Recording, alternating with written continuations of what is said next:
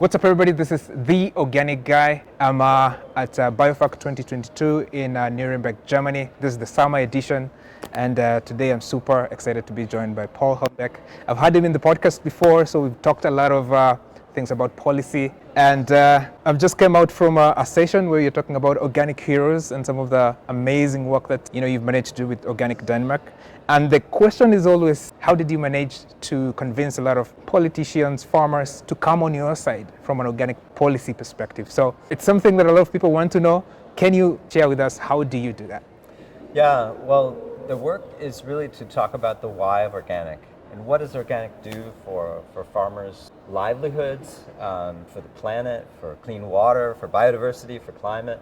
Yeah. And those are the motivating factors for politicians also, because they have to solve problems. Yeah. And so we come with solutions, and we're part of the solution. And so in Denmark, we've built organics in as a tool. Every time we do a policy on pesticide reduction or clean water or biodiversity or rural development, then we build organics in. And most recently, a goal of doubling the organic area as part of our essential pillar, actually, of our climate strategy for agriculture. So it's convincing politicians and allies in consumer organizations and trade unions and to support us in that work, to creating a kind of a positive ecosystem for organics. Yeah, I think the word positive there is key, because now you don't want to sort of rebel the farmers that you're trying to communicate to, the politician that you're trying to communicate to. Yeah. So you're trying to bring them on your side. Yes. So you have to give them that positive Every farmer is a potential organic farmer, so we don't need to tick them off by criticizing them constantly. Yeah, exactly, because I remember also in the podcast you mentioned that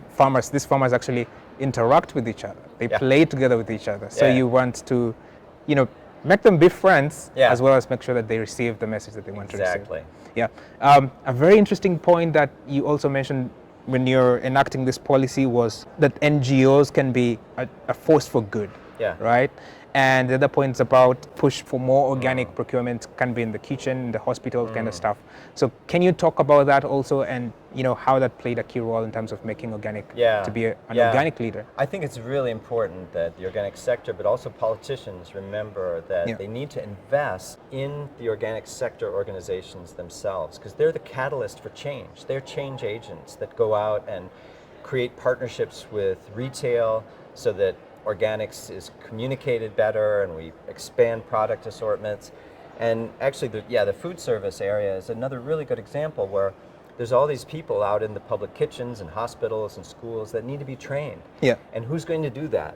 And it's the organic NGOs that can do that, but they need an investment. Yeah. When we were doing our podcast, you were running to become a world board member for IFOAM, and you managed to do that. So, maybe you can also explain to us, and from your position, now that you're in this position, what are some of the things that you are looking forward to, working together and making the organic movement a better movement?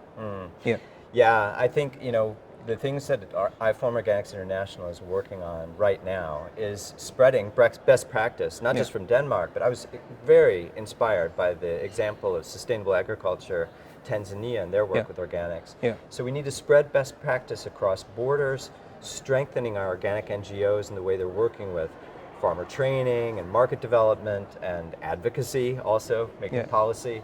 So we support each other in strengthening the grassroots.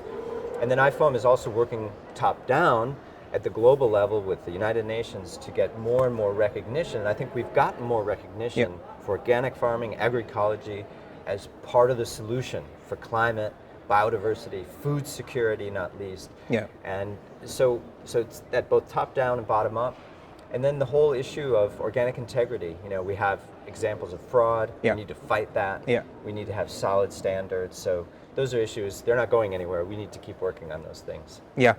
So if you want more of the conversation, make sure you check out the podcast. We talked a lot more, about this previous work. He was a journalist before leading Denmark to become one of the largest organic nations in the planet. So thank you very much for the conversation.